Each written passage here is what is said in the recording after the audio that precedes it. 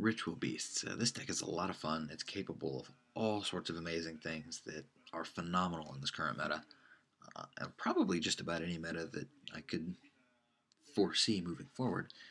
I've been playing this deck for about a month, and over the last few weeks, the deck has actually started to see a wide range of success in events across the United States and Europe, which makes me happy as a Ritual Beast player.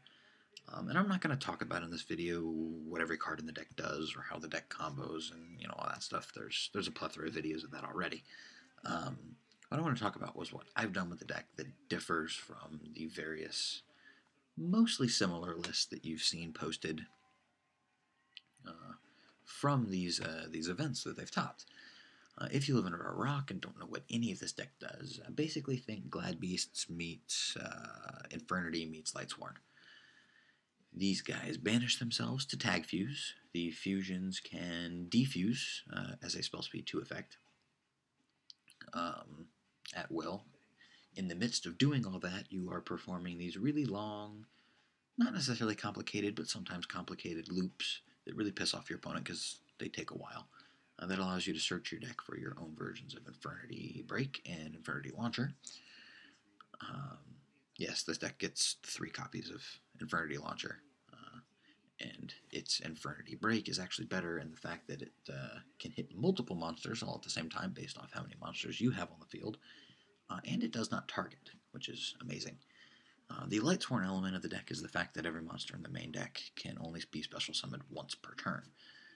So you want to get access to as many different names as fast as possible. So as for what I've done that's different from some of the other lists, I choose to only play 2 Renpingu. Most run 3. Just about everybody. One guy did top with only 1. He claimed it was because he couldn't find any more copies. And that just goes to show how well this deck can actually play when a key card of the deck that everybody else runs at 3, a guy can run at 1 and it still works. But that's because of the Lightsworn element of the deck. Once you have access to a particular name, you don't need more copies of that card, with the exception of Cannahawk, which is a walking gold sarcophagus, which allows you to do all sorts of amazing things to the deck. Renpingu, on the other hand, is a walking Foolish Burial, where you banish one of your fusions from the extra deck to Foolish, the baby version, if you want to think elemental dragons, with the big ones and the baby ones. It allows you to Foolish the baby. Once you get 1 copy of Renpingu moving, you might use the effect twice in a duel, maybe 3 times, and you would never do it more than once for each of the 3 fusions for 1 copy of each of the babies. So the 3rd copy of Renpingu in reality, it gets cloggy. You want to open with Elder and Cannahawk. Secondarily, you would want to open with Elder and Renpingu. Renpingu is really good, but I don't like being in a situation where I have extra copies of a card in deck that I don't need once I already have access to it once. It seems counterproductive to me. It seems like a bad utilization of resources. That's why I choose to only run 2 copies of Renpingu. The next major difference is the lack of both Tempest and Debris Dragon. For a while I did play Tempest, but I did not play Debris Dragon. And the reason I chose to not play Debris Dragon is the best Debris Dragon play revolves around bringing back Pedalfin, or Pink Dolphin, or Pink Dildo, or Pedophile Dolphin, whatever the hell people want to call this thing. Debris will bring it back and gives you access to something like Chidori or Castel. The issue, though, is the deck revolves around banishing things, and having its combo pieces banished and bringing them back from banished. So if Pedalfin is not in the graveyard, Debris Dragon is not live. Debris Dragon could bring back Elder or Lara for level 5 and level 6 synchro plays, just like it could synchro with Tempest for Star Eater, but that requires extra deck space for synchro monsters that I simply didn't feel like playing. There's not a lot of room in the extra deck anyways. 3 copies of each is pretty much mandatory. And then you want to have some adequate Exceed plays. So I didn't like the Synchro options, and the best Exceed option with Debris Dragon isn't live most of the time. Tempest itself I was 50-50 on for a while. There was 1 game that I won with Tempest, simply because I was able to banish for Tempest and just push for a little over 6,000 damage, and that's all it needed. Other than that game, Tempest had been entirely irrelevant in every other game I've played. in theory, is a nice beater option to have, but quite frankly, I just didn't care. It doesn't matter when the deck is moving. I don't believe any of the decks that have topped have played Upstart Goblin. This is a combo-oriented deck, and the only downside, per se, to this whole Gladbeast Infernity Lightsworn combo-ish deck is it is a duo archetype. The main deck is running 7 Tamers and 8 Spiritual Beasts. You need a Tamer and a Beast to make any of the fusions.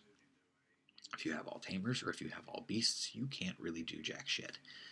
So Upstart Goblin helps make it a 37-card deck on top of your Walking Foolish Burials and your Walking Gold Sarcophaguses, and things that just continue to make the deck thinner and thinner and thinner, so you're drawing things that you want.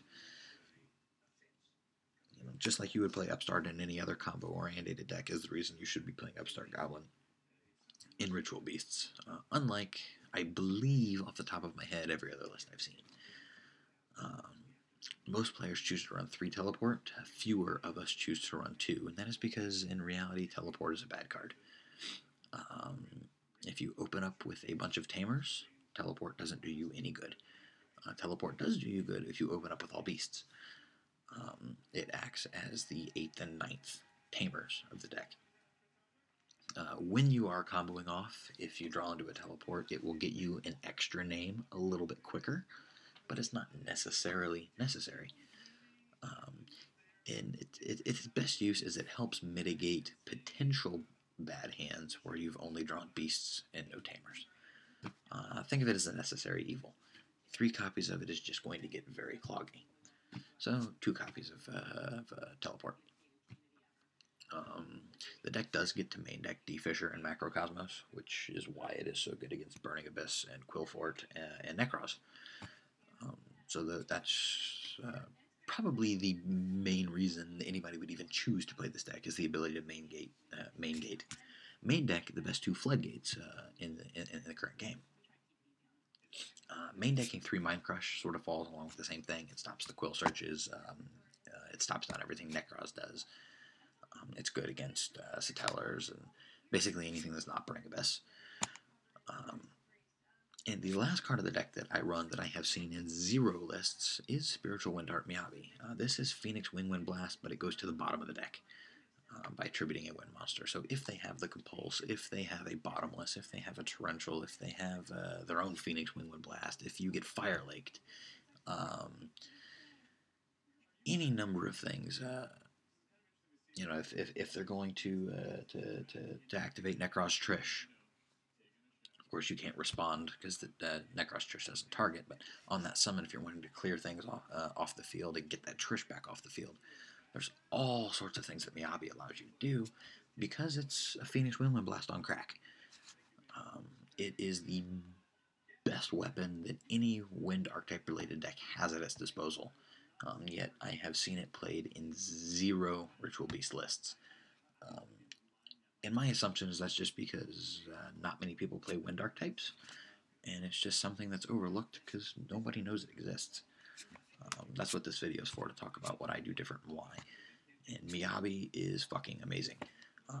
I don't main deck MST because of how bad it is against Nekroz, which is the majority of the meta right now.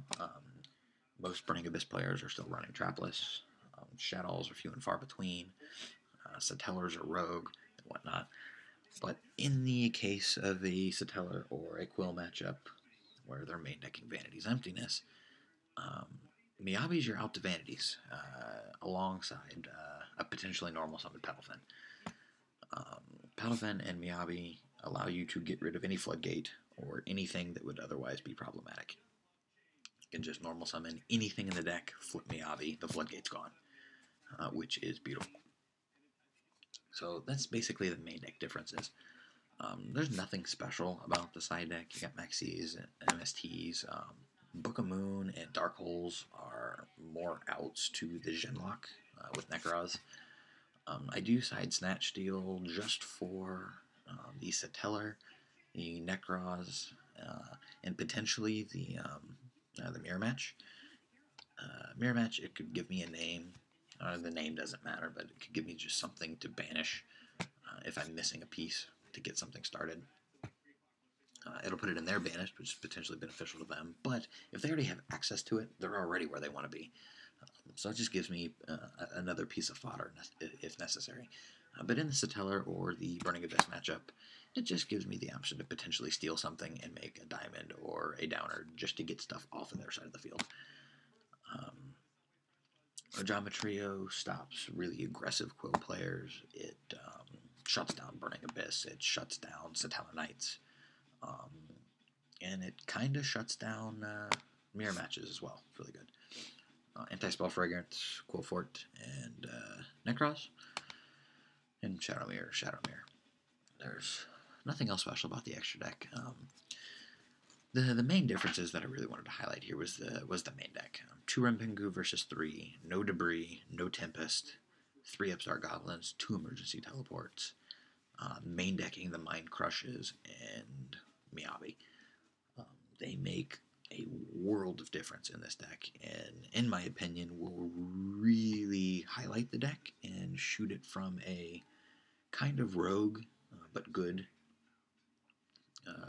pick in an event to that sort of mainstream top contender of the meta. So let me know what you guys think, and let me know. I'll answer any questions you guys have about the deck. If you want to see some videos of the deck in action, I can put those together. If you want to play against it, let me know. I'll gladly play against you. Thanks.